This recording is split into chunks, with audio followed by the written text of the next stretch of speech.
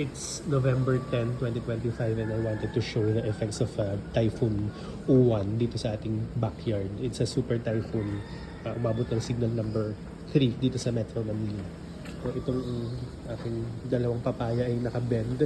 Yung kamyas nakabend. So may mga nakabend na mga halaman.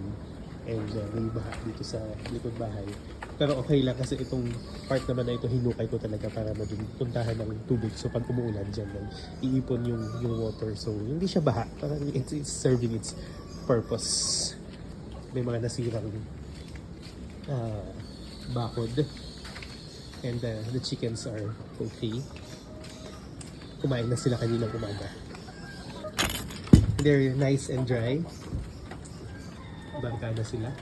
Nice and dry. May mga halaman doon tayo nagbe-bend dahil sa hangin. Yung ating mga sili. Yung sili doon. Bakit yung sili lang yung nag-bend dito? At saka yung pandan. Pero itong mga fruit trees, calamansi and bayabas, matibay sila. Yung kamyas na kung nakakabingi, dapat yan nandito. Kasama ko si Kacho, nag-inspection. Ano Kacho? Okay lang ba bagyo? Itong dalawang bunga na to, malapit nang mahinog to. Medyo nag-orange na. Kakainin na natin yan soon.